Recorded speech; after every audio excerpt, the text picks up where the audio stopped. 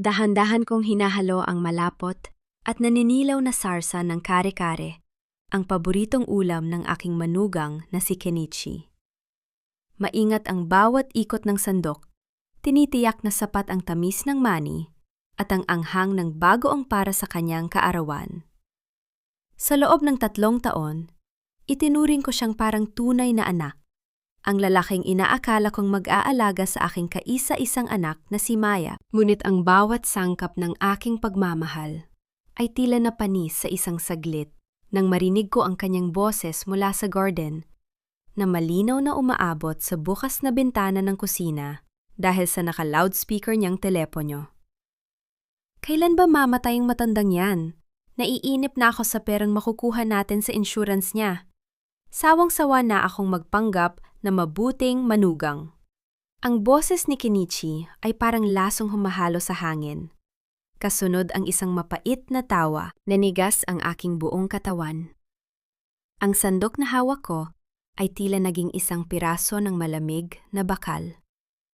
Hindi ako huminga, hindi ako kumurap. Ang bawat salitang binitawan niya ay tila mga punyal na tumatarak sa aking likuran.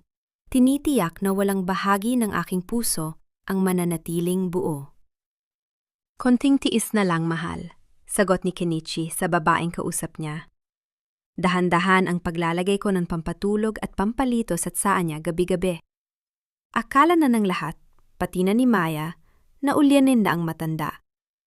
Konting tulak na lang, at mapapirma ko na siya sa huling dokumentong kailangan natin para makuha ang mansion. Ang katahimikan sa kusina ay naging kasing bigat ng isang kabaong. Binitawan ko ang sandok nang walang anumang ingay. Ang galit na dati ay nag-aapoy ay biglang naging yelo sa aking mga ugat. Isang malalim at madilim na pag-unawa ang lumitaw sa aking isipan. Ang taong pinagkatiwalaan ko ng aking buhay at ng kaligayahan ng aking anak ay isang ahas na dahan-dahang pumupulupot sa aming mga leeg. Narinig ko ang kanyang mga hakbang papasok sa kusina. Mabilis kong kinuha ang basahan at nagpanggap na nagpupunas ng counter. Ang aking mukha ay isang blankong maskara. Nanay, bakit tinititigan niyo lang ang kawali? Nakalimutan niyo na naman ba kung paano magluto ng kare-kare? Ang boses niya ay puno ng peking pag-aalala. Ang uri ng boses na ginagamit mo sa isang batang paslit o sa isang taong nawawala na sa sarili. Lumingon ako sa kanya. Ang kanyang ngiti ay perpekto. Ang kanyang mga mata ay tila nagniningning sa kabaitan. Ngunit na yon ay nakikita ko na ang dilim sa likod ng mga iyon. Lumapit siya sa akin at hinawakan ang aking balikat. Isang haplos na nagpadama sa akin ng matinding pagkasuklam. You look tired, Nay. Baka kailangan niyo na namang uminom ng tsaa na tinimpla ko. You know, for your memory. Dagdag niya sa wikang Taglish na tila ba isang banayad na utos. Dito ko naramdaman ang gipit na sitwasyon. Alam kong pinagmamasdan niya ang bawat galaw ko. Hinahanap ang anumang senyales na ako ay gising pa at hindi pa tuluyang nalulukot ang isipan. Kung magpapakita ako ng galit, baka mas lalo niyang bilisan ang kanyang maitim na balak. Kailangan kong sumayaw sa kanyang musika hanggang sa mahanap ko ang pagkakataong putulin ang kanyang mga paa. Oo nga, Kenichi. Parang medyo nalilito nga ako ngayon. Salamat sa pagpapaalala, anak. Ang boses ko ay mahina, sadyang panginginig na parang isang matandang malapit ng sumuko. Nakita ko ang kislap ng tagumpay sa kanyang mga mata. Don't worry, Nay. I'm here to take care of everything. You just need to rest and sign some papers later para hindi na kayo mahirapan sa mga bayarin sa bangko, okay? Tumango ako ng dahan-dahan, tila isang sunod-sunurang manika. Ngunit sa loob ko, ang bawat himaymay ng aking pagkatao ay nagigising sa isang katotohanang mas matalas pa sa anumang patalim. Ang Elena na laging nagpaparaya, ang Elena na martir sa ngalan ng pamilya, ay pumanaw na kasabay ng bawat patak ng pawis ko sa kusinang ito. Ang pag-ibig ko sa aking anak na si Maya, ang magiging mitya ng iyong pagbagsak, Kenichi. Akala mo ay ulyanin na ako? Pwes, Sisiguraduhin kong hinding-hindi mo malilimutan ang araw na ito. Nang tumalikod siya upang kumuha ng tasa, mabilis kong kinuha ang aking cellphone mula sa bulsa ng aking apron. Hindi ako nagpadala sa emosyon. Sa loob ng 5 segundo, isang mensahe ang naipadala ko sa aking dating abogado. Ihanda mo ang lahat. May susunugin tayong kalaro. Ibinulsa ko muli ang telepono bago pa man siya humarap. Tinanggap ko ang tasa ng tsaa na iniabot niya. Ang amoy nito ay matamis. Ngunit alam kong sa ilalim niyon ay ang lasa ng aking kamatayan. Itinaas ko ang tasa. Tiningnan siya ng diretso sa mga mata at numiti ng kasing tamis ng kanyang panlilinlang. Salamat, Kenichi. Napakabuti mong manugang. Bulong ko bago idinampi ang labi sa gilid ng tasa. Habang sa isip ko ay binibilang ko na ang mga sandaling nalalabi sa iyong kalayaan. Inilapag ni Kenichi ang tasa sa harap ko. Ang usok na nanggagaling sa tsaa ay tila mga daliring humahaplo sa aking mukha, nagdadala ng amoy ng mansanilya na dapat sana ay nagpapakalma sa aking sistema. Ngunit sa pagkakataong ito, ang amoy na iyon ay tila singaw ng imburnal, mabaho, mapanlinlang, at nakamamatay. Uminom ka, nanay. Alam mo namang hindi ako titigil hanggat hindi mo nauubos yan. Para sa kalusugan mo ito. Malambing ang kanyang boses. Ngunit ang kanyang mga mata ay nakatitig sa akin. Naghihintay ng aking bawat paggalaw. Numiti ako ng bahagya. Ang aking mga kamay ay sadyan pinatunog ko sa gilid ng mesa upang ipakita ang aking kunwaring panghihina. Salamat, Kenichi. Napakaswerte ko talaga sa'yo. Kung wala ka, baka kung ano na ang nangyari sa akin sa bahay na ito. Eksakto sa sandaling iyon, tumunog ang kanyang cellphone sa ibabaw ng counter. Isang maikling sulyap ang ibinigay niya rito. Bago mabilis na kinuha ang device. Nakita ko ang pagbabago sa kanyang ekspresyon. Isang timpla ng kaba at pagmamadali. Tinalikuran niya ako upang sagutin ang tawag.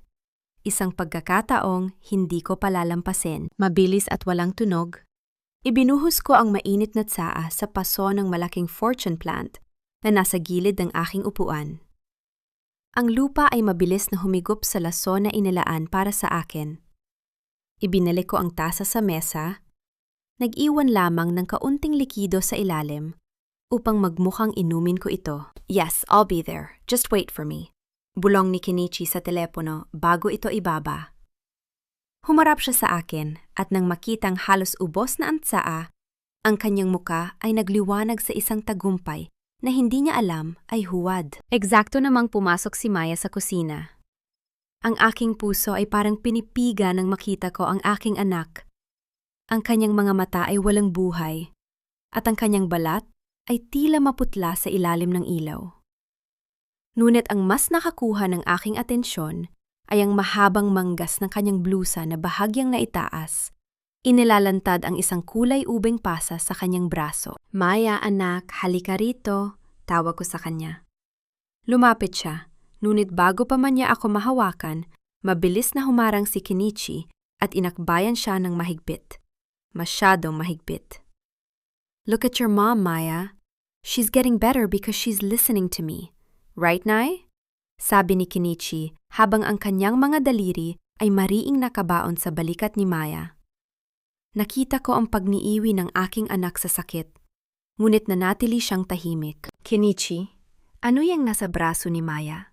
Tanong ko sa isang boses na sadyang ginawa kong tila nalilito. Ah, yan ba? Ang clumsy talaga ng asawa ko, Nay.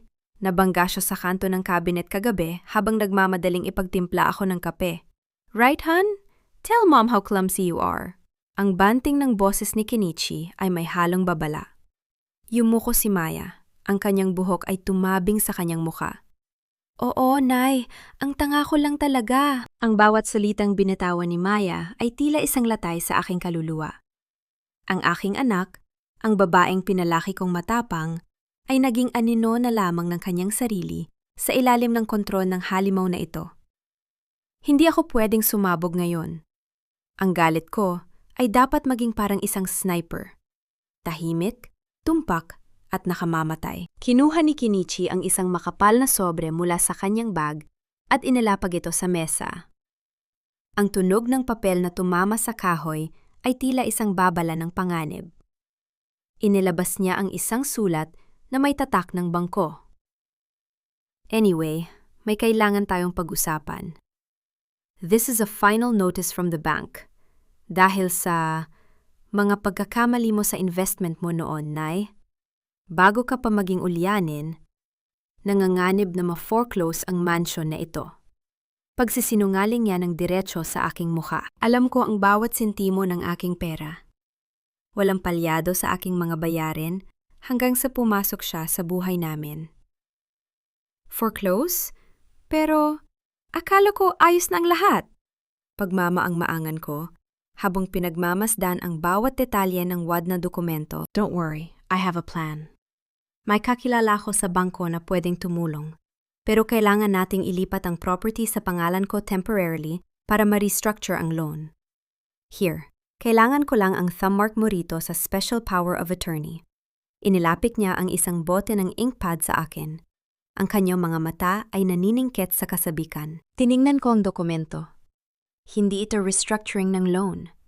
Ito ay isang ganap na pagsuko ng lahat ng aking pinaghirapan. Tumingin ako kay Maya na nakatitig sa akin ng may takot at pagmamakaawa. Alam niyang may mali, pero masyado siyang takot na magsalita. Inabot ko ang inkpad, ang aking hintuturo ay dahan-dahang lumalapit sa asul na tinta. Ramdam ko ang hininga ni Kenichi sa aking batok. Ang kanyang pagmamadali na tila isang hayop na gutom na gutom. Bago pa man dumampi ang aking daliri sa tinta, sadyang itinabig ko ang tasa ng tsaa na nasa mesa. Ang natitirang likido ay kumalat sa ibabaw ng dokumento. Binabasa ang bahagi kung saan dapat naroon ang aking pirma. Ay, naku Kenichi! Ang kamay ko parang nanginginig na naman! Sigaw ko sa isang boses na puno ng pagkukunwaring pagkataranta. Nakita ko ang pagnalit ng bagang ni Kenichi. Ang kanyang muka ay namula sa galit na pilit niyang itinatago. Nay! My God! Alam niyo ba kung gaano kahirap kumuha ng original copy nito? Pasensya na anak. Sabi ko naman sa'yo, hindi ko na makontrol ang mga kamay ko. Marami ka pa namang kopya niyan, di ba? Tiningnan ko siya ng may inosenteng muka, isang mukhang nang uuyam sa kanyang katalinuhan. Mabilis niya niligpit ang mga basang papel, ang kanyang mga kilos ay marahas. Never mind, magpapagawa ako ng bago bukas. Maya, linisin mo ito, na yun din! Sigaw niya bago nagmartsa palabas ng kusina. Ang bawat hakbang niya ay nagpapakatal sa sahig. Nang masiguro kong wala na siya, lumapit ako kay Maya. Kinuha ko ang kanyang kamay at dahan-dahang itinaas ang kanyang manggas. Hindi lang pasa ang naroon. May mga bakas ng kuko na tila pilit na ibinoon sa kanyang balat. Hindi ako nagsalita. Tumingin ako sa mga mata ng aking anak at sa unang pagkakataon sa loob ng mahabang panahon, hinayaan kong makita niya ang totoong Elena. Ang Elenang hindi ulyanin. Ang Elenang handang pumatay para sa kanyang anak. Anak, huwag kang mag-alala. Bulong ko. Ang boses ko ay kasing lamig ng semento. Hindi siya ang kukuha sa bahay na ito. Ako ang kukuha sa buhay na inaakala niyang hawak niya. Pagsikat pa lamang ng araw, sinimulan ko na ang aking pinakamalaking pagtatanghal. Naglakad ako sa gitna ng aming garden, nasuot ang isang tsinelas na magkaiba ang kulay, habang ang aking paningin ay nakatuon sa kawalan. Alam kong nakamasid si Kenichi mula sa bintana ng kanyang opisina sa itaas. Tinitimbang kung gaano kabilis nilalamon ng dilim ang aking isipan. Nay, anong ginagawa niyo riyan sa gitna ng initan? Pumasok na kayo, baka himatayin kayo. Sigaw niya. Ngunit sa halip na lumabas ay hinayaan lang niya akong tumayo roon. Sa kanyang isip, isa na lamang akong pabigat na naghihintay na lang malaglag mula sa puno. Naghahanap ako ng mga alitap-tap, Kenichi. Maraming alitap-tap dito kagabi. Sagot ko sa isang boses na matanda at mahina, Tila isang batang nawawala. Narinig ko ang kanyang mahinang tawa. Isang tunog ng panghahamak. Nang masiguro kong abala siya sa pakikipag-usap sa kanyang mga creditor sa teleponyo, mabilis akong pumasok sa likod ng bahay. Wala na ang ulyanin na Elena. Ang bawat kilos ko ay naging matalas at kalkulado. Nagpalit ako ng damit sa loob ng aking tagong silid sa bodega. Isang simpleng duster na may malaking sombrero at sunglasses. Lumabas ako sa maliit na gate sa likod na matagal ko nang hindi ginagamit. Bawat hakbang ko sa labas ng mansion ay may dalang bigat ng isang planong hindi pwedeng mabigo. Nagkakita kami ni Mr. Valdez, ang dati kong business partner, sa isang tahimik at madilim na sulok ng isang lumang simbahan sa Quiapo. Sa loob ng banal na lugar na yon, ang aking mga plano ay kasing pait ng lason. Elena, akala ko ay totoo ang balitang may sakit ka. Gulat na bulong ni Valdez nang makita ang talim sa aking mga mata. Iyon ang gusto kong isipin nila, Ricardo. Kailangan ko ng isang hunter, isang private investigator na hindi natutulog at hindi nasusuhulan. Gusto kong malaman ang bawat dumi sa kuko ni Kenichi. Ang boses ko ay matigas. Walang puwang para sa pag-aalinlangan. Inabutan niya ako ng isang maliit na folder. Eto si Santos. Siya ang pinakamagaling. Pero Elena, mag-iingat ka.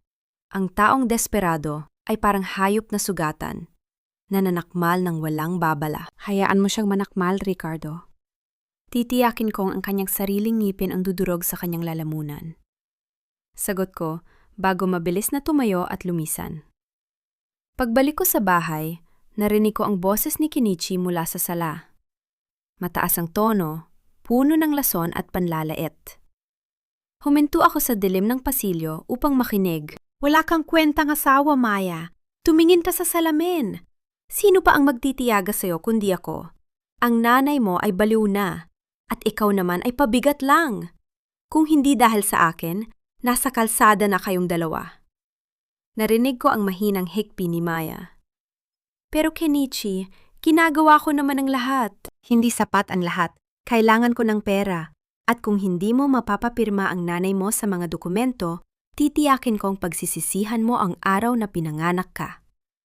Ang tunog ng isang malakas na paghampas ng kamay sa lamesa ay umalingaw-ngaw sa buong bahay.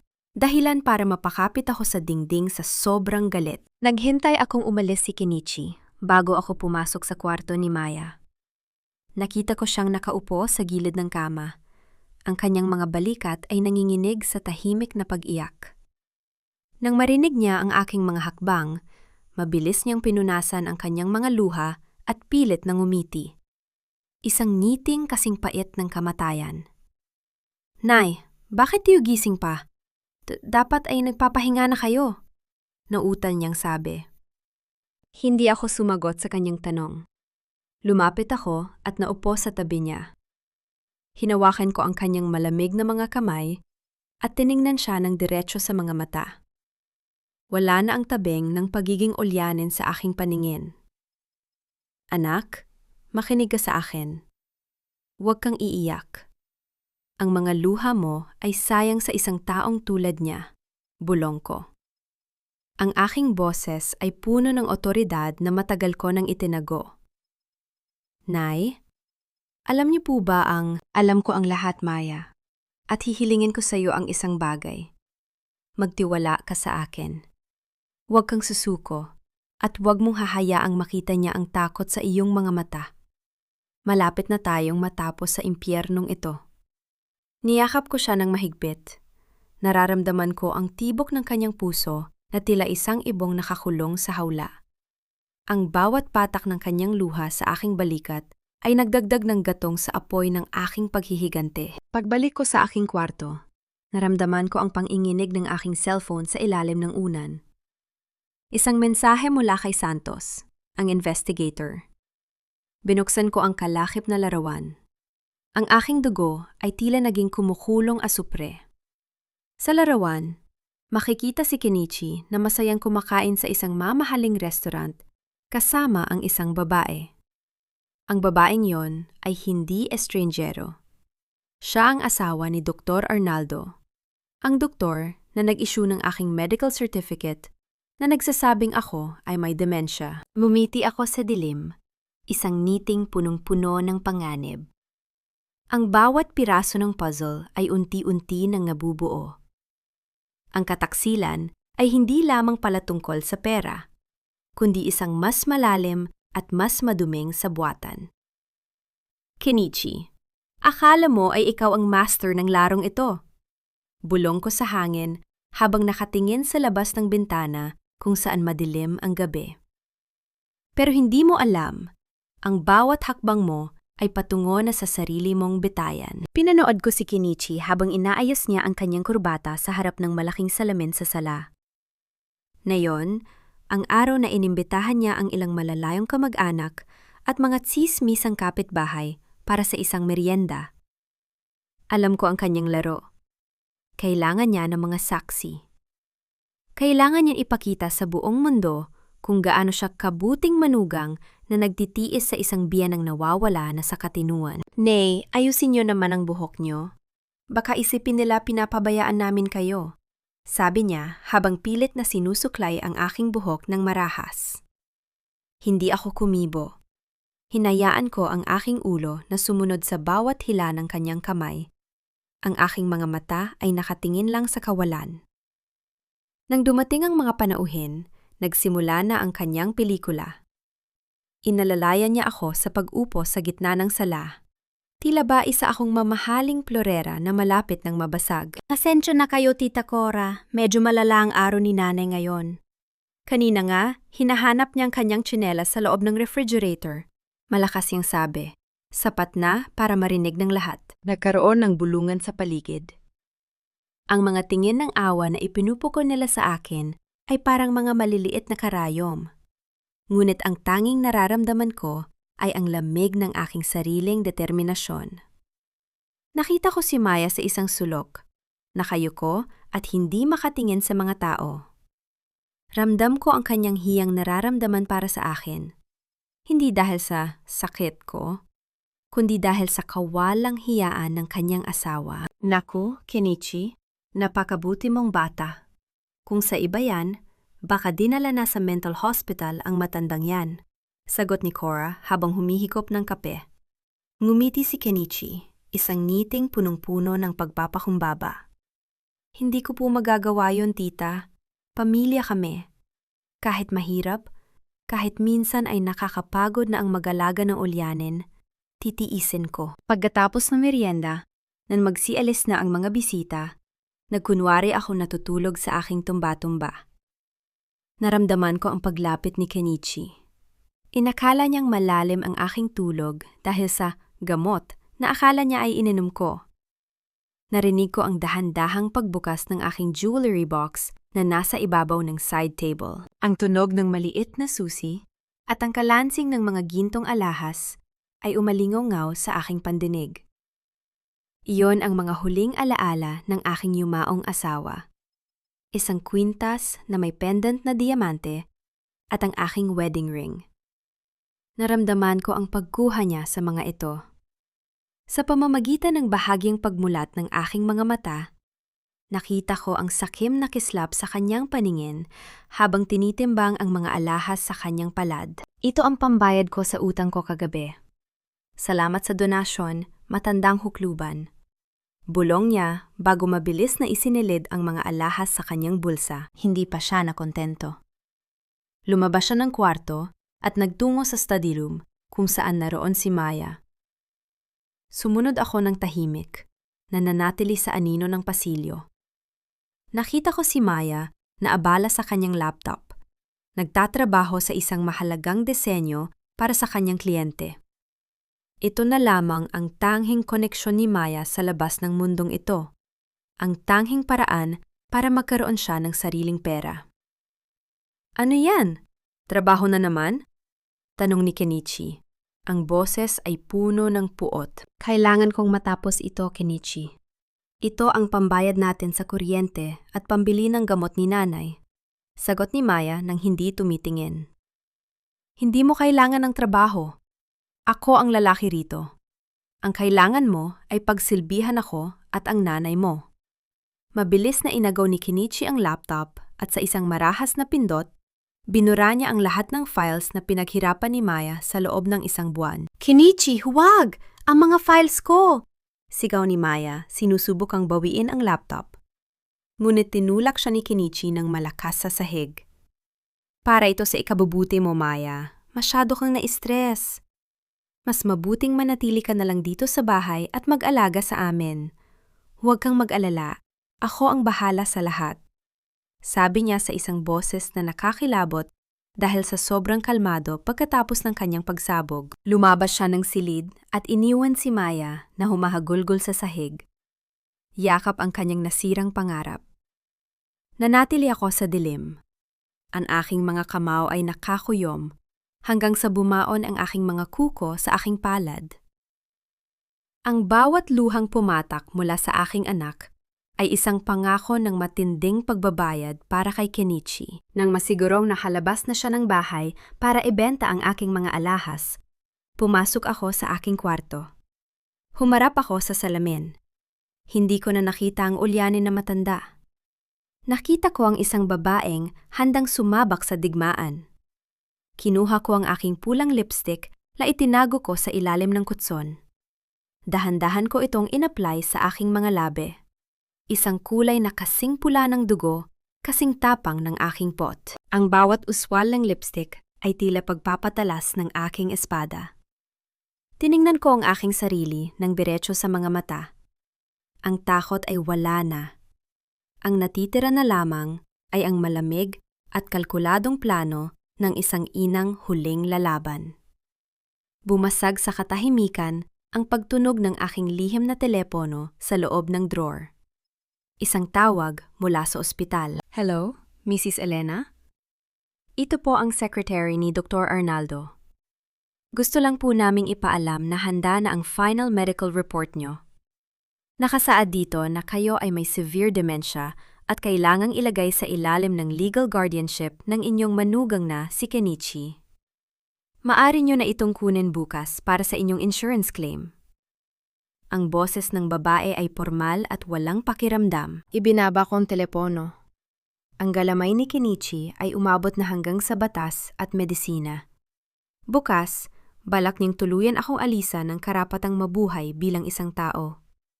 Numiti ako sa salamin. Ang pula ng aking labi ay tila nagniningning sa dilim ng silid. Sige, Kenichi. Kunin mo ang report. Pero titiyakin kong yan din ang magiging hatol ng iyong kamatayan. 50 milyong piso. Iyan ang halagang nakasulat sa gitna ng puting papel na inilapag ni Kenichi sa tapat ni Maya. 50 milyong piso para sa buhay ko. Habang nakaupo ako sa aking paboritong silya, nananatiling blangko ang aking tingin. Ngunit sa loob ko ay naglalaboy ang isang bagyo ng pot at pandidire. Sign it, Maya. This is for our future.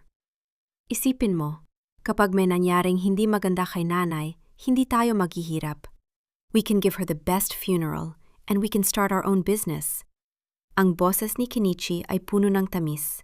Ngunit para itong asukal na nakabalot sa isang pirasong lason. Pero Kenichi, masyadong malaki ito. At bakit na yon? Maayos pa naman ang lagay ni nanay bukod sa memorya niya. Mahina ang boses ni Maya. Ang kanyang mga daliri ay nanginginig habang hawak ang ballpen. Hinawakan ni Kenichi ang kamay ni Maya. Isang haplos na tila ba nagpapakita ng paggalinga?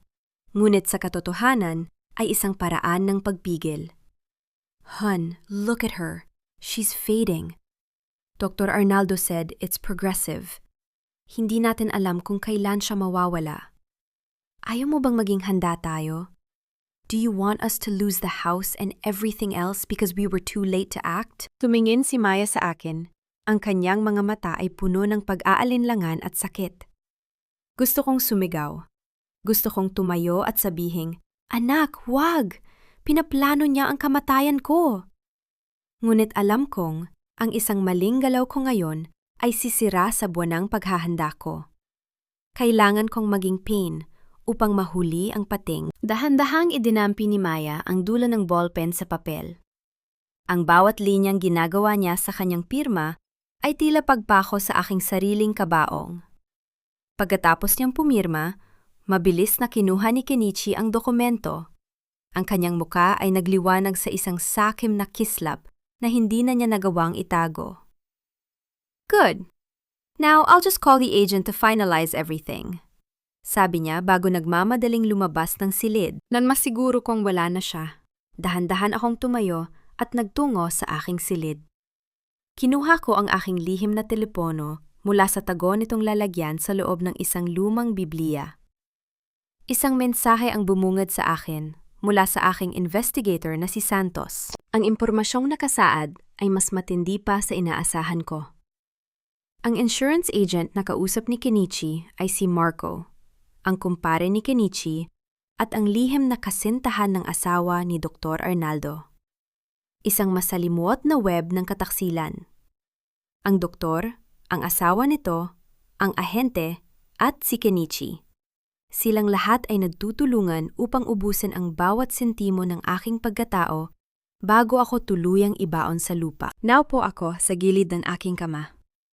Sa gitna ng lahat ng galit at plano, isang maliit na bagay ang nakakuha ng aking pansin sa ibabaw ng side table. Isang lumang litrato namin ni Maya noong bata pa siya. Noong ang tanging problema namin ay kung anong kulay ng ribbon ang isusuot niya sa eskwela. Isang solong luha ang dahan-dahang pumatak mula sa aking mata at dumapo sa mukha ng maliit na Maya sa litrato. Hindi ito luha ng kahinaan, kundi luha ng isang inang nagpapaalam na sa huling bahagi ng kanyang pagiging maawain. Para sa iyo ito, anak. Bulong ko sa hangin. Ang aking boses ay matigas at walang panginginig. Duduguin ang bawat isa sa kanila bago nila mahawakan ang kahit isang sentimo ng perang ito. Mabilis kong pinunasan ang aking mukha at sinimulang i-dial ang numero ng aking abogado upang ibigay ang bagong ebidensya. Ngunit bago ko pa mamadikit ang telepono sa aking tainga, ang pinto ng aking silid ay bumukas ng marahas. Lumilika ng isang malakas na tunog ng kahoy na tumama sa dingding. Napatayo ako. Ang aking puso ay tumibok ng mabilis. Ngunit pinanatili ko ang aking blangkong mukha. Si Kenichi ay nakatayo sa may pinto. Ang kanyang mga mata ay naniningkit habang nakatingin sa aking kamay na may hawak na telepono. Ang hangin sa loob ng silid ay biglang naging mapanganib. Puno ng tensyong tila ba isang kuryenteng handang pumatay. Sino ang tinatawagan mo, nanay? Ang kanyang boses ay mahaba, mabagal at puno ng banta. Ang kanyang tingin ay matalas na tila isang kutsilyong nakatutok sa aking lalamunan. Huminto ang mundo. Ang bawat segundo ng katahimikan ay tila isang oras ng paghihirap. Ramdam ko ang tawis na namumuo sa aking noo. Ngunit ang aking isipan ay mabilis na naghahanap ng paraan upang makatakas sa gilit na ito. Tinitigan niya ako ng diretso sa mga mata, naghihintay ng pagkakamali. Naghihintay ng kahit isang senyales na ako ay nagpapanggap. Lumapit siya ng isang hakbang. Ang kanyang anino ay bumalot sa akin. Nagdadala ng amoy ng sigarilyo at ng kanyang maitim na balak. Nanatiling nakapako ang aking tingin sa mga mata ni Kenichi, habang ang aking puso ay tumitibok ng mabilis, tila isang tambol na nagbababala ng panganib. Ang maliit na cellphone sa aking kamay ay tila naging kasing init ng baga. Sa isang iglap, kailangang mag-isip ang aking utak ng paraan upang hindi gumuho ang lahat ng aking pinaghirapan. Dahan-dahan kong ibinaba ang aking kamay. Hinayaan kong manginig ang aking mga daliri. Ipinakita ko sa kanya ang screen ng telepono, ngunit hindi ang screen ng mensahe, kundi ang madilim na refleksyon ng aking sariling mukha. Kenichi, ang asawa ko, si Ricardo, bakit ayaw niyang sumagot? Ang boses ko ay basag, puno ng kunwaring lumbay at kalituhan. Pinindot ko ang mga numero, pero puro katahimikan lang ang naririnig ko. Sabi niya sa akin kagabi, tatawag siya para sunduin na ako. Nakita ko ang dahan-dahang pagluwag ng mga ugat sa leeg ni Kenichi. Ang paghihinala sa kanyang mga mata ay napalitan ng isang mapang-uyam na awang may halong relief. Huminga siya ng malalim, isang tunog ng pagkabagot na tila ba nagsasabing, "Narito na naman tayo sa kabaliwan ng matandang ito." Nay, matagal nang wala si Papa Ricardo. Patay na siya, di ba? Lumapit siya at marahas na inagaw ang telepono mula sa aking kamay. Tiningnan niya ang device. Isang lumang modelong mukhang laruan na sinadya kong ilagay sa ibabaw para sa ganitong pagkakataon. Ang totoong telepono ay ligtas na nakatago sa ilalim ng aking malapad na saya. At hindi ito telepono, Nay. Calculator ito. Kahit pindutin niyo ito ng buong araw, hindi sasagot ang mga patay. Padaskol niyang inihagis ang calculator sa ibabaw ng kama. Ang tunog ng pantama nito sa malambot na kutson ay tila isang huling hantungan ng kanyang hinala. Mabuti pa, matulog na kayo. Marami tayong gagawin bukas. Kailangan nating ayusin ang mga papeles para sa insurance at sa trust fund na sinasabi ko sa inyo. Yumuko ako. Itinatago ang kislap ng tagumpay sa aking mga mata. Trust fund? Para saan ba yun, anak? Marami pa ba tayong pera? Isang sakim na ngiti ang sumilay sa kanyang mga labi. Umupo siya sa gilid ng aking kama, ang kanyang amoy na tila ba hinaluan ng alak at panlilin lang ay bumalot sa akin. Opo, Nay. Isang malaking halaga na nakatago sa pangalan niyo. Pero para hindi makuha ng gobyerno o ng mga kamag-anak nating buwaya, kailangang ilipat natin sa pangalan ko. Para maprotektahan ko kayo ni Maya. Sige, kung iyan ang makakabuti, bulong ko. Sa loob ng aking isipan, sinisiguro ko na ang bawat dokumentong pipirmahan ko bukas ay merong nakatagong bitag na mismong ang aking abogado ang nagdisenyo. Gusto ko lang namang maging maayos ang lahat bago ako tuluyang makalimot. Tumayo siya at tinapik ang aking balikat. Isang kilos na tila ba nagpapakita ng pagmamahal, ngunit sa katotohanan ay pagmamarka ng kanyang pag-aari. Good. Ganyan dapat, Nay. Huwag na kayo mag-isip ng kung ano-ano. I'll take care of everything. Nang lumabas siya ng silid at narinig ko ang paglapat ng pinto, mabilis kong kinuha ang totoong telepono. Hindi ako pwedeng mag-aksaya ng panahon. Tinawagan ko si Mr. Valdez. Ang bawat salitang binitawan ko ay kasing talas ng isang scalpel. Tinatanggal ang anumang emosyon. Ricardo, ay Mr. Valdez. Pagtatama ko sa aking sarili. Ang aking boses ay malamig at puno ng otoridad. Handa na ang lahat. Bukas, sa harap ng kanyang insurance agent at ng kanyang doktor, ibibigay ko sa kanya ang inaakala niyang susi sa aking kayamanan. Siguraduhin mong naroon ang mga taong kailangan natin. Nang gabing iyon, pinanood ko si Kenichi mula sa dilim ng pasilyo. Nakaupo siya sa sala, umiinom ng mamahaling alak na binili gamit ang perang ninakaw niya sa aking pitaka. Ang kanyang tawa habang nanonood ng telebisyon ay umalingaw-ngaw sa tahimik na mansion, isang tunog na tila ba nagdiriwang na sa isang tagumpay na hindi pa dumarating. Lumapit ako kay Maya na noon ay tahimik na naghuhugas ng mga pinggan. Ang kanyang mga balikat ay nakalaylay, pagod hindi lamang ang katawan kundi pati ang kaluluwa. Hinawakan ko ang kanyang kamay, ang aking mga daliri ay mariing pumatong sa kanyang balat. Anak, bukas ay may malaking salusalo, bulong ko sa kanyang tainga. Gusto ni Kenichi na magkaroon ng malaking anunsyo. Gusto niyang ipakita sa lahat ang kalagayan ko. Nay, huwag na nating ituloy yan. Mapapahiya lang kayo. Pagmamakaawa ni Maya, ang kanyang mga mata ay puno ng luha. Hindi, Maya. Hayaan mo siyang maghanda. Hayaan mo siyang imbitahan ang lahat ng taong gusto niyang saksihan ang paglubog ko. Ang aking boses ay may dalang kakaibang lakas na nagpatigil sa kanyang pag-iyak. Dahil sa gitna ng kanyang pagdiriwang, doon ko ipapakita sa kanya kung paano gumuho ang isang mundong itinayo sa kasinungalingan. Bumalik ako sa aking silid at tiningnan ang malaking imbitasyon sa ibabaw ng mesa. Ang salitang fiesta ay nakasulat sa malalaking titik, makulay at masaya.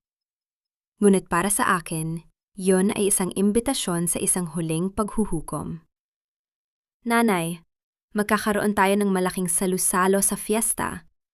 Doon natin i-anunsyo ang kalagayan mo. Ang huling sinabi ni Kenichi sa akin bago siya pumasok sa kanyang kwarto ay patuloy na umuulit sa aking isipan. Humiga ako at tumitig sa kisame.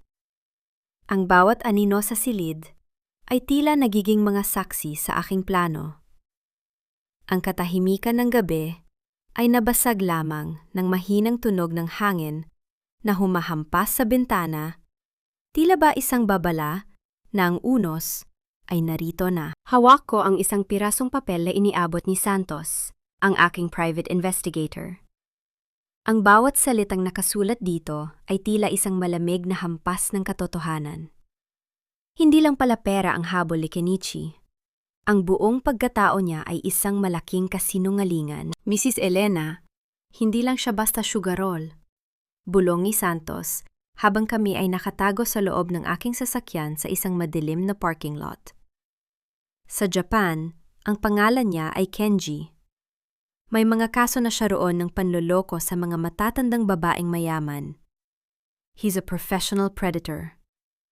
At ang utang niya sa mga ilegal na pasugalan dito sa Maynila, umaabot na sa 10 milyong piso. Kaya siya nagmamadali. Ibinalik ko ang papel sa loob ng folder.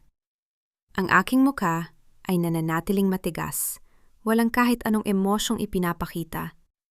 Ngunit sa loob ko ay may isang apoy na handang tumupok sa lahat. Salamat, Santos.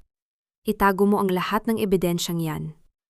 Darating ang oras na ilalabas natin ang lahat ng baho niya. Pag-uwi ko sa mansion, nadatnan ko si Maya na nakaupo sa kusina, nakatitig sa isang basong tubig.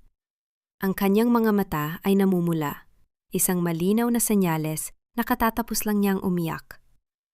Nang marinig niya ang aking mga hakbang, mabilis siyang tumayo at nagpanggap na may ginagawa. Nay, bakit po kayo ginabi? Sabi ni Kenichi, sabi niya ayaw niya raw lumabas ng kwarto. May pang-ininig sa boses ni Maya. Lumapit ako sa kanya. Sa pagkakataong ito, hindi ko na ginamit ang aking boses ulyanin.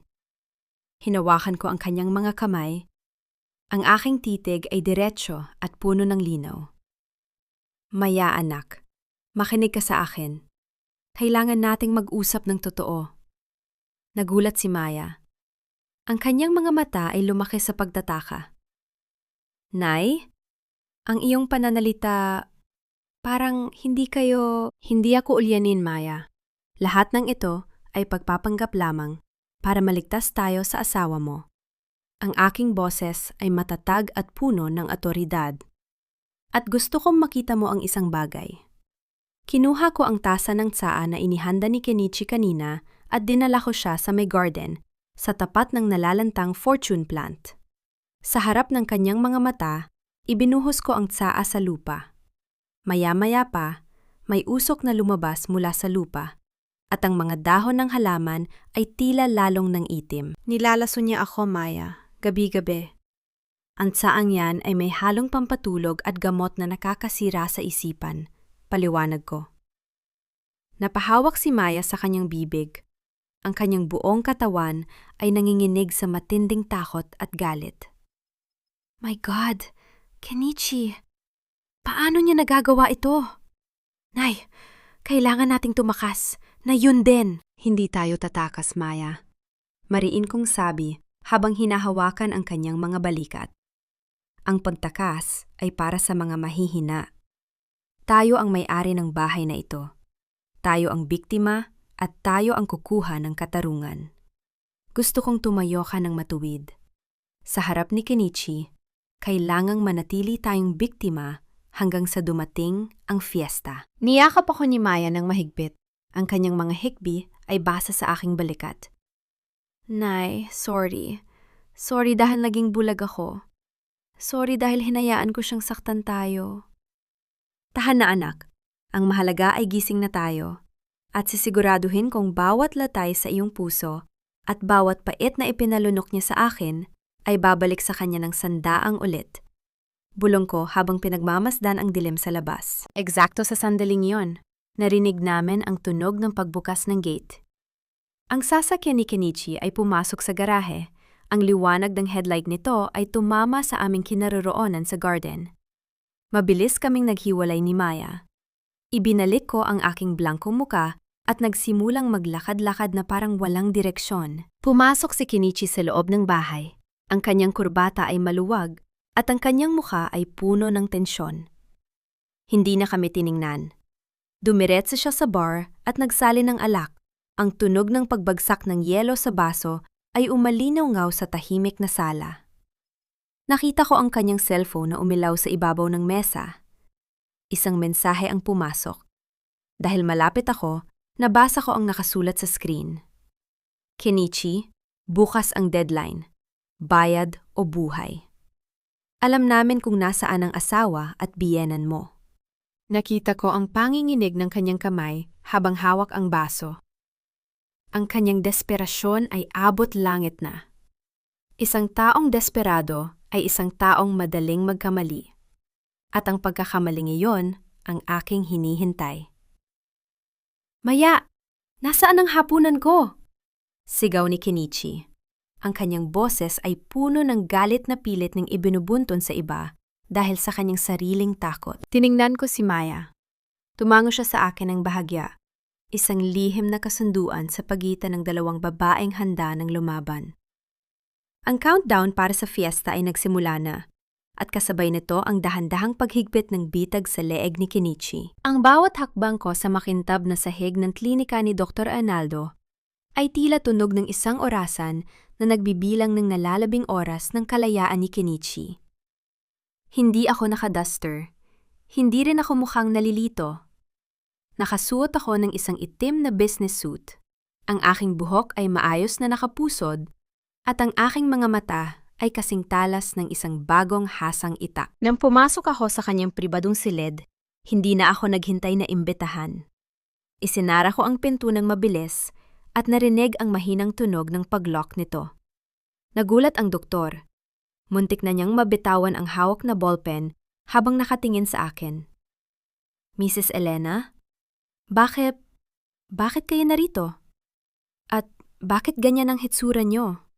Nauutal na tanong ni Dr. Arnaldo.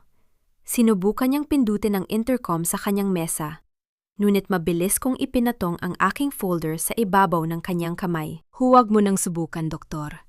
Mag-usap tayo bilang dalawang matalinong tao. Ang boses ko ay mababa, ngunit puno ng banta. Alam ko ang tungkol sa huwad na medical report na ginawa mo para kay Kenichi. Alam ko rin ang tungkol sa perang tinanggap mo para ideklara akong ulyanin. Tumawa ng pilit ang doktor. Sinubukang ibalik ang kanyang dangal. Mrs. Elena, may sakit po kayo. Ang demensya ay nadudulot ng paranoia. Mas mabuting umuwi na kayo bago ko tawagan ang asawa ng anak niyo. Hindi ako natinag. Sa halip, inilabas ko ang mga larawang kuha ni Santos. Inilatag ko ang mga ito sa kanyang mesa ng isa-isa. Larawan ng kanyang asawa na kahalikan ang insurance agent ni Kenichi na si Marco. Larawan ng mga bank transfer mula sa account ni Kenichi patungo sa isang lihim na account sa ilalim ng pangalan niya. Nakita ko ang dahan-dahang pagpatak ng pawis mula sa kanyang noo. Ang kulay sa kanyang mukha ay naglaho, pinalitan ng isang maputlang anino ng takot. Ang asawa mo at si Marco? Mukhang matagal na silang nagluloko sa likod mo, doktor. At ang masama pa rito, ginagamit nila ang perang galing sa panloloko nyo sa akin para sa kanilang mga bakasyon. Wika ko habang dahan-dahang nauupo sa tapat niya. Pumili ka ngayon. Isusumbong ko ang lahat ng ito sa Board of Medicine at kakasuhan kita ng falsification of documents o gagawa ka ng bago at totoong medical report. Elena, hindi mo pwedeng gawin ito, bulong niya. Ang kanyang tinig ay naninghinig sa desperasyon. Kaya kong gawin ang mas malala pa rito. Isipin mo ang iyong lisensya. Isipin mo ang kahihiyang daranasin mo kapag nalaman ng lahat na ang isang respetadong doktor ay nalinlang ng sarili niyang asawa at ng isang hamak na manunugal na tulad ni Kenichi. Kinuha ko ang isang basong tubig sa kanyang mesa at uminom ng dahan-dahan. pinapanood siyang mawasak sa harap ko. Pumili ka. Lisensya o si Kenichi? Yumuko ang doktor. Ang kanyang mga balikat ay bumagsak sa pagsuko. Hindi nagtagal. Narinig ko ang mabilis na pagtipa niya sa kanyang computer. Ang tunog ng printer na naglalabas ng papel ay tila isang musika ng tagumpay sa aking pandinig. Inabot niya sa akin ang isang dokumentong may pirma at selyo niya. Isang sertipikasyon na ako ay nasa perpektong katinuan at may bakas ng lason sa aking sistema mula sa mga nakaraang pagsusuri. Salamat, Doktor. Tama ang naging desisyon mo, sabi ko bago kinuha ang dokumento at mabilis na lumabas ng klinika. Pag-uwi ko sa mansion, sinalubong ako ng isang mabigat na atmospera. Ang katahimikan ay nabasag ng tunog ng marahas na pagbukas at pagsara ng mga cabinet sa itaas. Nagmamadali akong umakyat at doon ko nakita si Kenichi na nakatayo sa gitna ng kwarto ni Maya. Nakabukas ang maleta ni Maya sa ibabaw ng kama. Ilang piraso ng damit ang nakakalat sa sahig. Si Kenichi ay hawak ang braso ni Maya ng mahigpit. Ang kanyang mukha ay namumula sa galit. Saan ka pupunta? Akala mo ba ay papayagan kitang iwan ako pagkatapos ng lahat ng ginawa ko para sa pamilyang ito? Sigaw ni Kenichi. Bitawan mo ako, Kenichi. Ayaw ko na. Hindi ko na kaya ang pananakit mo. Palaban na sagot ni Maya, bagaman may luha sa kanyang mga mata. Wala kang pupuntahan. Mananatili ka rito at gagawin mo ang iniuutos ko. Binuhat ni Kenichi ang kanyang kamay, tila handang manampal, nang bigla akong pumasok sa silid. Kenichi, ano mangyayari rito? Tanong ko. Mabilis na ibinalik ang aking maskara ng pagiging nalilito at takot. Tumingin sa akin si Kenichi. Ang kanyang mga mata ay naniningkit sa paghihinala habang nakatingin sa akin. Pagkatapos ay sa bukas na maleta ni Maya. Ang tensyon sa pagitan naming tatlo ay tila isang lubid na malapit na maputol. Nay, ang anak niyo mukhang gusto na kayong iwanan. Gusto niya kayong iwan dito mag-isa habang siya ay nagpapakasaya sa labas. Pagsisinungaling ni Kenichi sa isang boses na puno ng pagmamanipula. Tiningnan ko si Maya, pagkatapos ay kay Kenichi. Ramdam ko ang panganib na bumabalot sa aming lahat. Ang bawat segundo ng katahimikan ay nagpapataas ng panganib. Alam kong kailangan kong kumilos bago pa man may masaktan ng tuluyan. Nanigas ang hangin sa loob ng kwarto nang pumasok ako. Ang galit sa mukha ni Kenichi ay tila isang apoy na handang tumupok sa lahat ng madaanan nito, habang si Maya naman ay nanginginig ang buong katawan. Ang kanyang mga mata ay puno ng pagsuko. Ang marahas na pagkakahawak ni Kenichi sa braso ni Maya ay nag-iwan na ng mapulang marka. Isang tahimik na saksi sa kanyang kalupitan. Nay, tignan mo ang anak mo.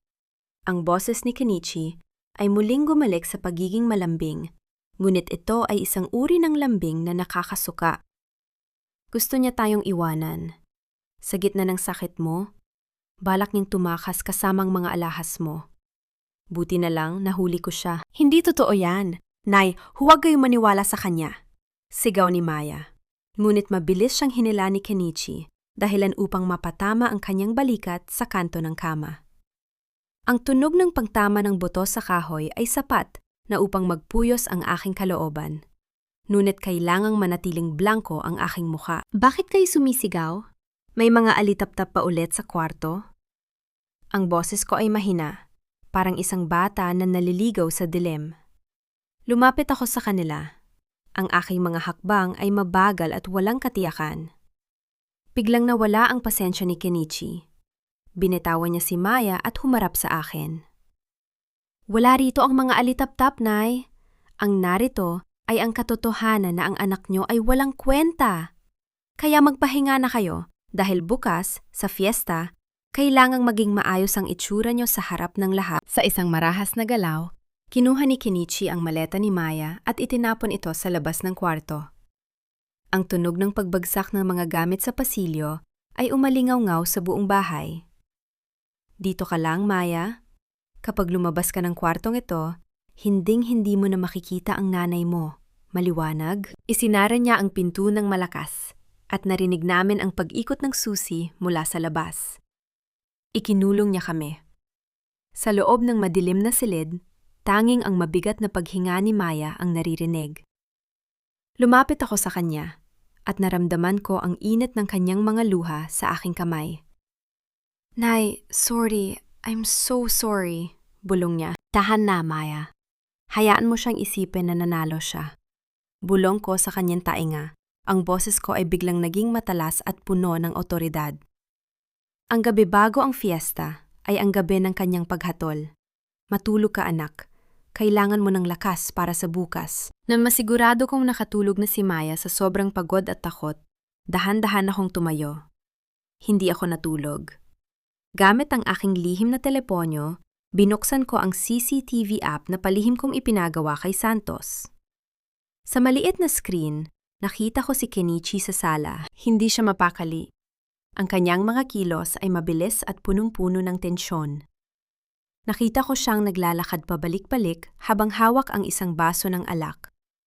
Maya-maya pa, may kinuha siya mula sa kanyang drawer, isang maliit na bote ng gamot at isang dokumento. Pinanood ko siyang halughugin ang bawat sulok ng bahay. Tila may hinahanap na mahahalagang papel na akala niya ay itinago ko. Ang bawat marahas na pagbukas niya ng mga drawer at ang pagkakalat ng mga gamit sa sahig ay nagpapakita ng kanyang desperasyon. Alam kong hinahanap niya ang mga original na titulo ng lupa na matagal ko nang inilipat sa isang safe deposit box sa bangko. Bandang 2:00 ng madaling araw, narinig ko ang dahan-dahang pagbukas ng pinto ng aming kwarto. Nanatili akong nakapikit. Pinabagal ang aking paghinga. Naramdaman ko ang kanyang presensya sa tabi ng aking higaan. Ang amoy ng alak at sigarilyo ay pumasok sa aking ilong, dahilan upang lalong tumindi ang aking pagkasuklam. Naramdaman ko ang kanyang malamig na kamay na dumaan sa aking noo. Isang haplos na tila ba, isang pagbasbas ng kamatayan. Pagkatapos, narinig ko ang kanyang mahinang bulong kasing lamig ng semento sa ilalim ng ulan. "Bukas, nanay. Tapos ng lahat. Magpahinga ka na ng habang buhay. Huwag kang mag-alala. Aalagaan ko ang kayamanan mo at ang anak mo sa paraang gusto ko." Narinig ko ang kanyang mga hakbang palabas at ang muling paglock ng pinto. Sa dilim, iminulat ko ang aking mga mata. Ang galit sa loob ko ay hindi na lamang isang apoy. Ito ay naging isang malamig na talim na handang dumanak ng dugo sa emosyonal na paraan. Hindi niya alam habang hinahaluhog niya ang bahay, ang bawat galaw niya ay naitatala. Hindi niya alam na ang baril na nakatago sa kanyang drawer ay wala ng laman, dahil palihim kong tinanggal ang mga bala nito kagabi habang siya ay lasing. Ang fiesta ay hindi magiging pagdiriwang ng kanyang tagumpay. Ito ang magiging entablado ng kanyang pagbagsak.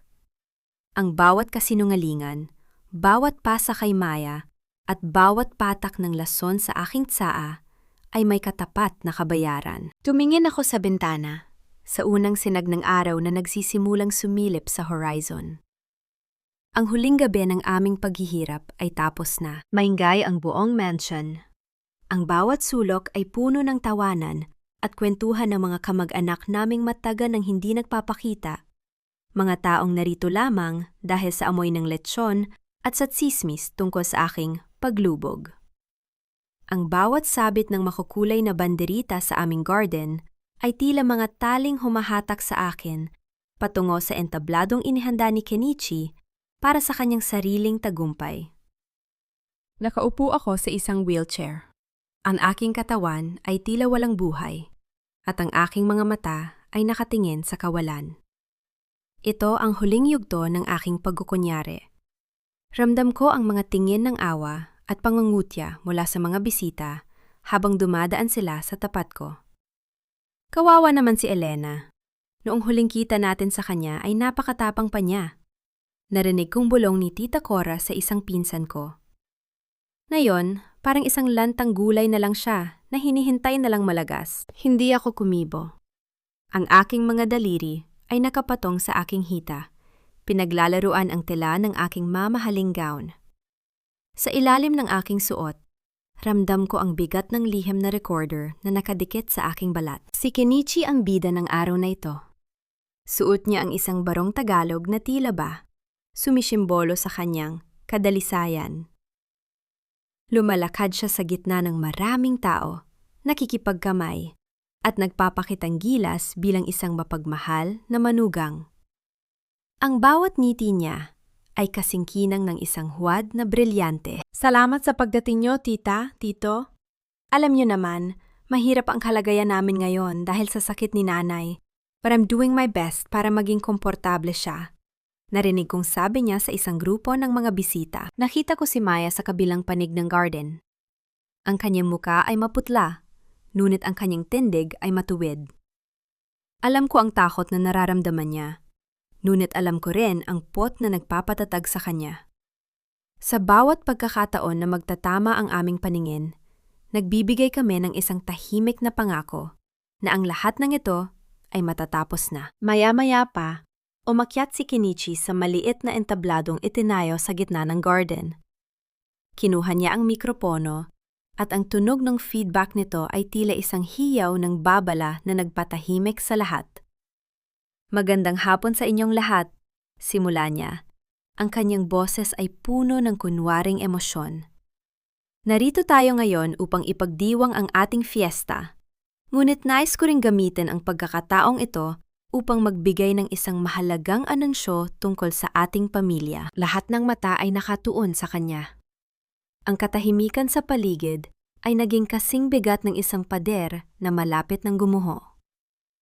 Ang mga waiter ay huminto sa kanilang paglalakad at maging ang hangin ay tila tumigil sa paghihip. Gaya ng alam ng marami sa inyo, ang aking biyenan na si Elena ay dumaranas ng malubhang karamdaman.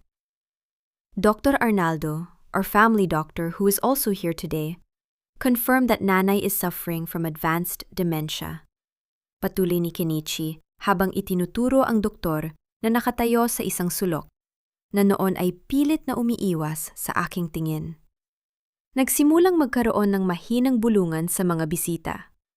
Nakita ko ang ilang mga kamag-anak na tumatango, tila ba tinatanggap ng aking kamatayan sa lipunan. Dahil dito, napagkasunduan namin ni Maya. Para sa proteksyon ng aming pamilya at ng mga ari-arian ni nanay, na ilipat ang lahat ng kanyang legal na responsibilidad sa akin. Hindi ito madaling desisyon, pero kailangan kong gawin para masiguradong hindi siya mapagsasamantalahan ng ibang tao.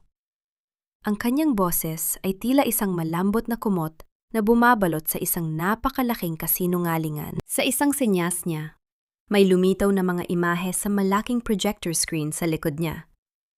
Hindi ito mga litrato ng pamilya. Ipinakita roon ang ilang mga dokumentong may pirma ko.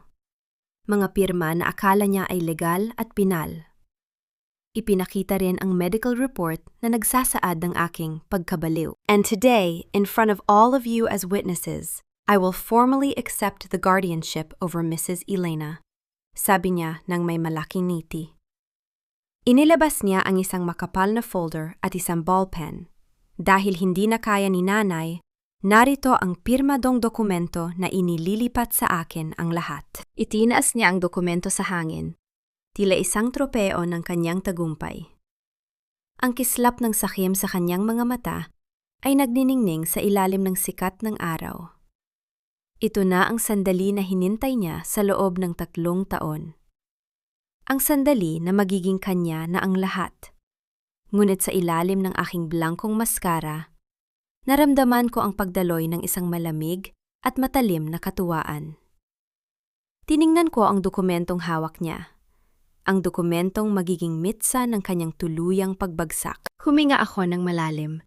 Pinakiramdaman ang bawat tibok ng aking puso. Ang panahon ng pagkukunyari ay tapos na. Ang entablado ay kanya, ngunit ang script ay akin. Dahan-dahan, sa harap ng lahat ng bisitang noon, ay nakatitig sa akin ng may awa. Sinimulan kong itukod ang aking mga kamay sa hawakan ng aking wheelchair. Isang mahabang segundo ng katahimikan ang bumalot sa buong garden habang pinapanood ng lahat ang aking bawat galaw. Ang bawat mata sa garden ay tila mga karayom na nakatusok sa aking balat habang dahan-dahan kong itinatayo ang aking katawan mula sa wheelchair. Narinig ko ang sabay-sabay na pagsinghap ng hangin mula sa mga bisita. Isang tunog ng kolektibong pagkagulat na tila ba nakakita sila ng isang patay na muling nabuhay. Ang wheelchair na kanina ay nagsilbi kong bilangguan ay itinulak ko ng bahagya, sapat na upang gumulong ito palayo sa akin. Lumilika ng mahinang tunog ng gulong sa damuhan. "Nay! What are you doing? You're not well! Maupo kayo! Baka mahulog kayo!" Ang boses ni Kenichi ay puno ng takot, hindi para sa aking kaligtasan, kundi para sa kanyang gumuho na plano. Humakbang siya palapit sa akin, ang kanyang mga kamay ay nakaunat na tila ba pilit akong ibabalik sa aking lugar. Itinaas ko ang aking kanang kamay, isang simpleng kumpas na nagpatigil sa kanya sa kinatatayuan niya. Tiningnan ko siya ng diretso sa mga mata. Ang talim ng aking paningin ay sapat na upang mapaatras siya ng isang hakbang. "Huwag mo akong hahawakan, Kenichi." Ang boses ko ay hindi na mahina o nalilito.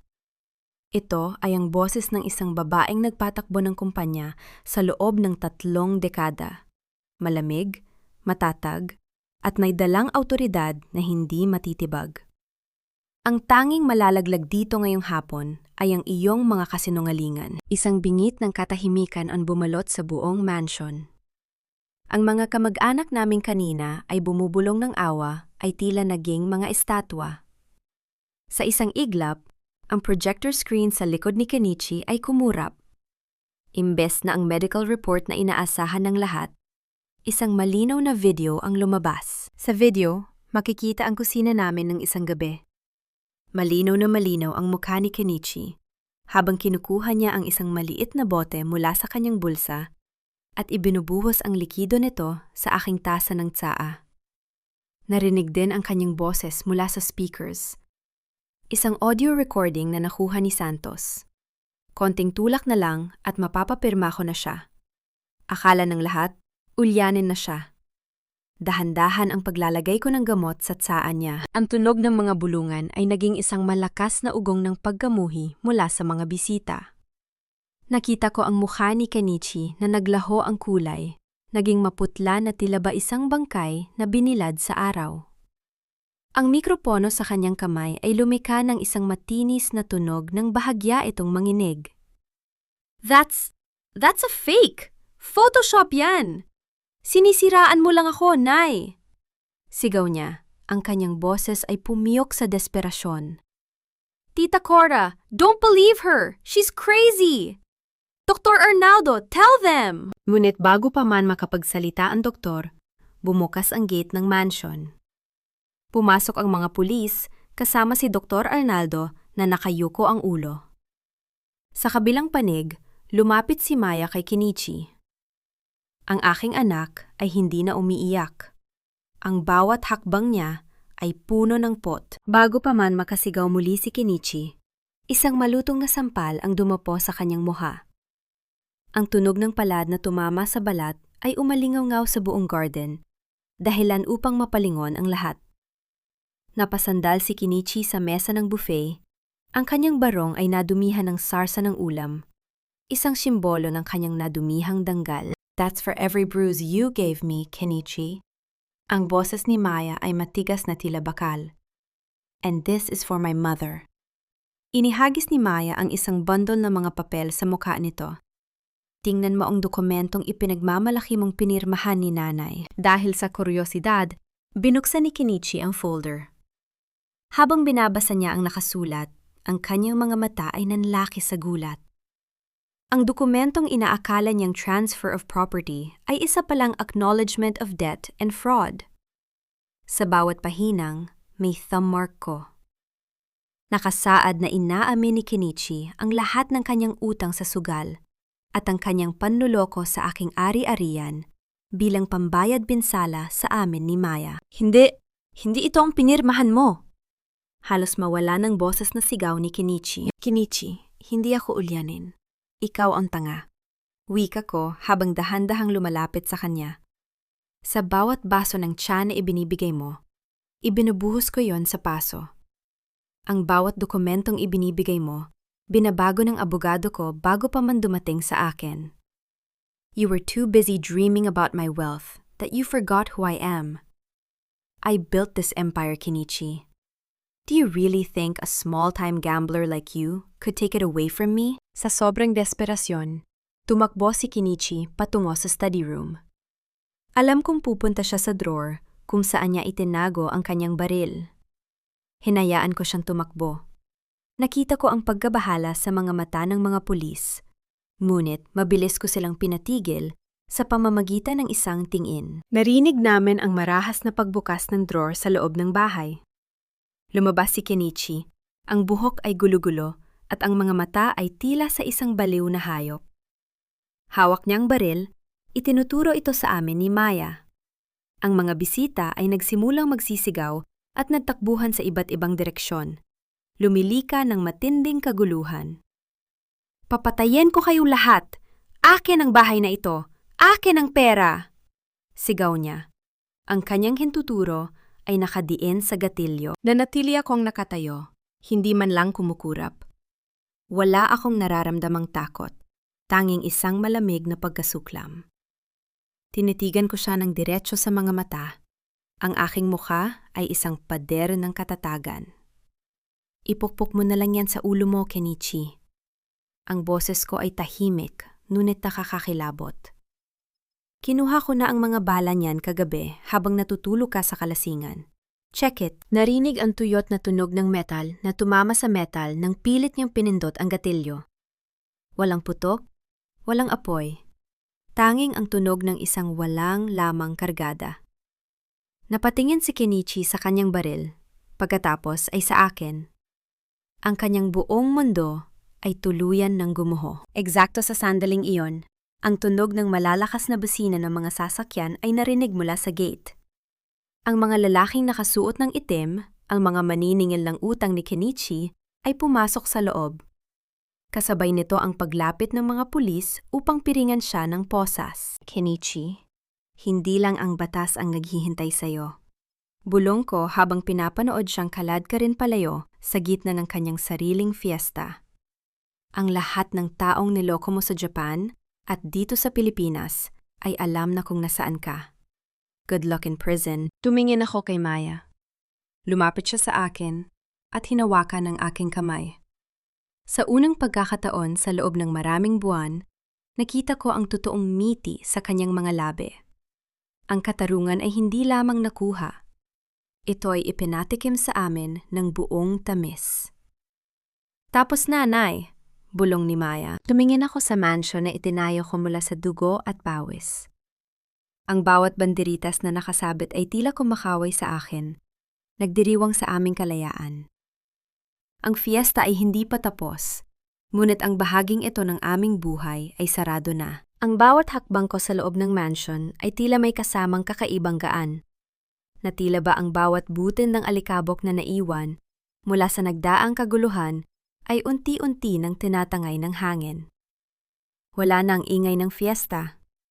Wala na ang mga mapanlinlang ngiti ni Kenichi at wala na ang mabigat na atmosfera ng takot na namahay sa bahay na ito sa loob ng mahabang panahon. Ang tanging naririnig ko na lamang ay ang mahinang tunog ng mga kurtinang humahampas sa bintana. Tila ba humihinga rin ng maluwag ang buong gusali? 3 linggo na ang lumipas simula nang kaladkarin si Kenichi palabas ng property na ito. Ayon sa balita mula sa aking abogado, nahaharap siya sa patong-patong na kaso. Attempted murder sa pamamagitan ng paglalason, falsification of public documents, at estafa. Ang kanyang mga kumpare at kasabwat, si Dr. Arnaldo at ang insurance agent na si Marco, ay nahuli rin at kasalukuyang nagtuturuan kung sino ang utak ng lahat. Ang asawa ng doktor? Tuluyan na siyang iniwan ng lahat at nahaharap din sa kaukulang investigasyon. Nay, tapos na po ang lahat ng kailangan nating ipak. Narinig ko ang boses ni Maya mula sa itaas. Lumitaw siya sa hagdanan, suot ang isang simpleng puting t-shirt at maong. Ang kanyang mukha ay may bakas na ng sigla, Ang kanyang balat ay wala na ang dating pamumutla. At higit sa lahat, ang kanyang mga mata ay nagniningning na sa pag-asa sa halip na sa takot. Salamat, Maya. Nakita mo na ba ang huling report tungkol sa bangko ni Kenichi? Tanong ko habang inaayos ang ilang mahahalagang dokumento sa ibabaw ng mesa. Opo, Nay.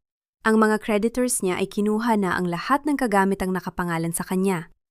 Ang sasakyan niya, ang mga relo, at maging ang mga gamit niya sa opisina. Wala siyang naiwang kahit isang sentimo. He is literally and figuratively bankrupt. Sagot ni Maya. Ang kanyang boses ay walang halong awa. Tanging ang katotohanan ng isang katarungang matagal na ipinagkait. Iyan ang nararapat sa kanya.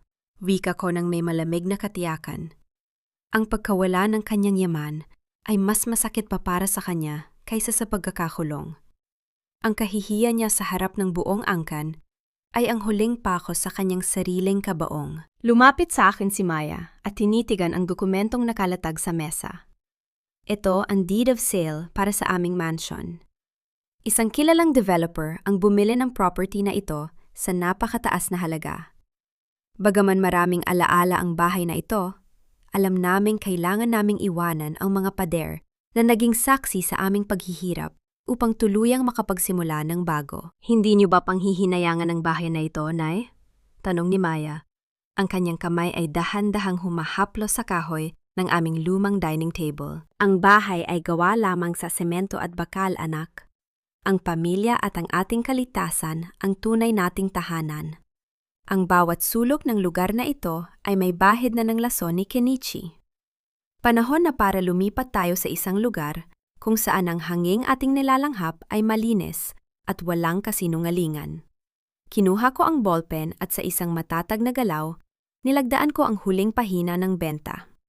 Narinig ang mahinang gasgas ng panulat sa papel, isang tunog na naghudyat ng aming ganap na paglaya. Sa mga sumunod na araw, nakita ko ang muling pagbangon ni Maya bilang isang profesional. Sinimula niya ulit ang kanyang mga disenyo at dahil sa aking mga koneksyon sa industriya, mabilis siyang nakakuha ng mga bagong kliyente. Nakita ko siyang nagtatrabaho sa kanyang laptop hanggang gabi, ngunit sa pagkakataong ito, wala nang kamay na marahas na magsasara ng kanyang screen. Wala nang boses na magpaparamdam sa kanya na siya ay walang kwenta. Isang hapon, habang tinitingnan ko ang aming mga huling maleta sa gitna ng sala, nakatanggap ako ng isang mensahe sa telepono. Mula ito sa piitan kung nasaan si Kenichi. Isang sulat na humihingi ng tawad, nagmamakaawa para sa aking tulong upang mabawasan ang kanyang hatol, at nangangakong magbabago na raw siya. Binasa ko ang bawat salita nang walang anumang emosyon. Walang galit, walang pot. Tanging isang malalim na pagkasuklam. Hindi ko tinapos ang pagbabasa. Pinindot ko ang delete button at napanood ko ang bawat letrang ginawa niya na naglaho sa screen ng aking teleponyo. Isang digital na simbolo ng kanyang tuluyang pagkabura sa aming buhay. Nanay, handa na po ang sasakyan. Tawag ni Maya mula sa labas. Lumabas ako ng mansion nang hindi lumilingon sa likod. Ang sikat ng araw ay mainit sa aking balat. Tila ba binabasbasa ng aming pag-alis? Pumasok ako sa sasakyan at tiningnan si Maya na nasa driver's seat. Siya na ngayon ang humahawak ng manibela, hindi lamang ng sasakyan, kundi ng kanyang sariling kapalaran. Saan tayo, Nay? Nakangiting tanong niya. Sa Palawan, anak, dun sa maliit na resort na sinabi ni Mr. Valdez. Magpapatakbo tayo ng sarili nating negosyo, malayo sa mga mandaraya at sa mga taong akala nila ay kaya nilang manipulahin ang ating buhay. Ang boses ko ay puno ng determinasyon at panibagong lakas. Habang umaandar ang sasakyan palayo sa mansion, pinanood ko sa side mirror ang unti-unting pagliit ng aming lumang tahanan hanggang sa ito ay tuluyang maglaho sa kurbada ng kalsada. Ang bawat kilometrong nilalakbay namin ay tila nagtatanggal ng bigat sa aking dibdib. Ang katarungan ay hindi lamang tungkol sa pagpapakulong sa masama. Ito ay tungkol sa pagbawi sa iyong sariling kaluluwa mula sa mga kamay ng mga mapagsamantala. At habang nakatingin ako sa abot tanaw, Alam kong ang buhay na naghihintay sa amin ay mas maliwanag pa sa anumang hapon ng fiesta. 6 na buwan na ang lumipas mula nang lisanin namin ang mausok at mapanlinlang na lungsod ng Maynila. Ngayon, ang bawat umaga ko ay nagsisimula sa banayad na tunog ng mga alon na humahampas sa puting buhangin ng Palawan. Ang simoy ng dagat ay hindi na nagdadala ng amoy ng lason o ng mga lihim na balak, kundi ng malinis na hangin na nagbibigay ng bagong buhay sa aking mga baga. Nakaupo ako sa beranda ng aming maliit, ngunit marangyang beach resort. Hawak ko ang isang tasa ng tsa. Isang tsa na ako mismo ang nagtimpla, mula sa mga sariwang dahon na pinili ko sa aking sariling garden. Sa bawat higop ko, nararamdaman ko ang init na dumadaloy sa aking katawan. Isang init na nagpapatunay na ako ay buhay, gising, at higit sa lahat, malaya. Mula sa aking kinaroroonan, natatanaw ko si Maya sa dalampasigan. Kaunti na lamang ang bakas ng takot sa kanyang mga kilos. Kasalukuyan siyang nakikipag-usap sa ilang mga arkitekto para sa pagpapalawak ng aming resort. Ang kanyang boses ay malakas. Ang kanyang mga kumpas ay puno ng kumpiyansa. At ang kanyang tawa ay umaabot hanggang sa akin. Isang tunog na dati ay inakala kong tuluyan ng kinuha ni Kenichi. Kinuha ko ang isang piraso ng diaryo na iniwan ng isang bisita sa ibabaw ng mesa.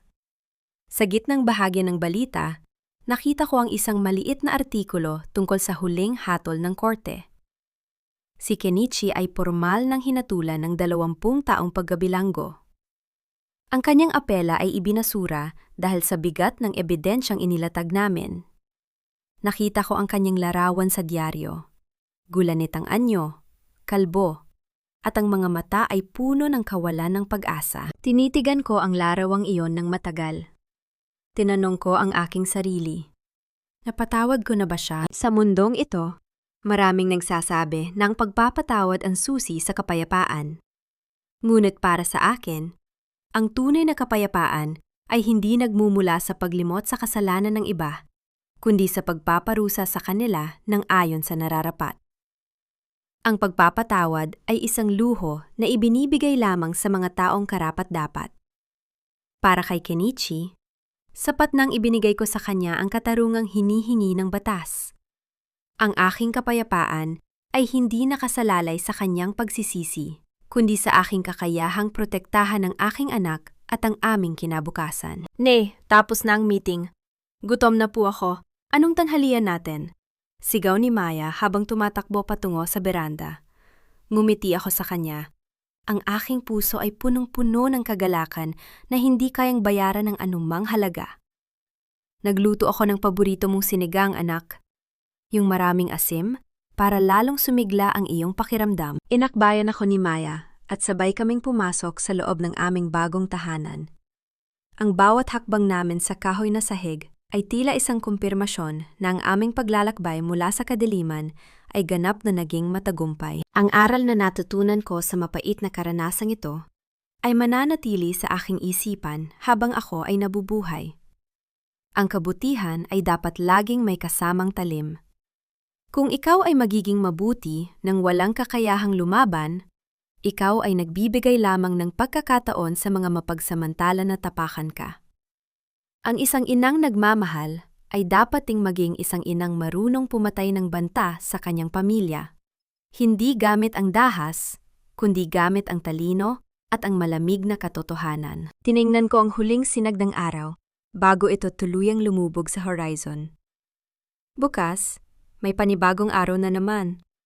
At sa bawat bukang liwayway, titiyakin kong ang bawat tasa ng tsaan ay inumin ko ay kasing tamis ng aking tagumpay at kasing linaw ng aking konsensya. Wala na ang mandaraya sa loob ng aking bahay. Ang natitira na lamang ay ang katahimikan ng katarungan at ang init ng pagmamahal na walang halong panlilinlang. Ang aking kwento ay tapos na, ngunit ang aming buhay ay nagsisimula pa lamang.